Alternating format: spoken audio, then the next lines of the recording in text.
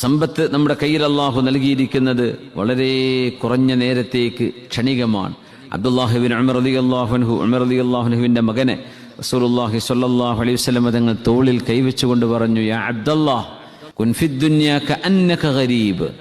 അബ്ദുല്ലാഹിബിൻ ഉമർ എന്നവരെ, ഈ ലോകത്ത് നിങ്ങൾ ഒരു വഴിയാത്രക്കാരനെ പോലെ കണ്ടാൽ മതി.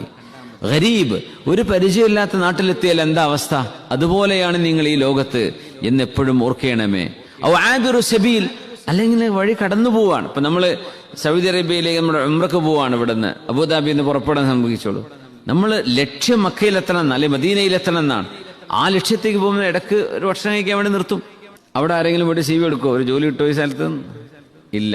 എന്തേ? ഞാൻ ഇവിടെ നിന്ന് കുറച്ച് നേരെ ഉള്ളൂ, ഒന്ന് റെസ്റ്റ് ചെയ്യണം, ക്ഷീണുണ്ട്, ഒന്ന് വണ്ടി സൈഡാക്കി ഉറങ്ങണം, അല്ലെങ്കിൽ ബസ്സിൽ കിടന്ന് ഉറങ്ങണം. കുറച്ചു നേരത്തേക്കാണ്. അവിടെ നമ്മളൊരു പെർമനന്റ് സെറ്റിൽമെന്റ് ഉദ്ദേശിക്കുന്നില്ല. എന്തേ? ആബിറു സബീലാണ്, ഞാൻ ഒരു വഴി കടന്നു പോകുന്ന ആളാണ്, എന്റെ ലക്ഷ്യം അവിടെയാണ്. അതുകൊണ്ട് അൽ ജന്നത്തു മഖ്സദുന, നമ്മുടെ ലക്ഷ്യം സ്വർഗമാണ്.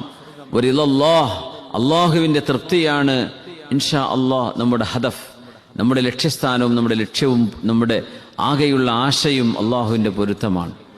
അള്ളാഹു തആല അത് മുഅ്മിനീങ്ങൾക്കൊക്കെ കൊടുക്കും. അള്ളാഹു നമുക്കും അത് നൽകി അനുഗ്രഹിക്കട്ടെ. ആമീൻ യാ റബ്ബൽ ആലമീൻ.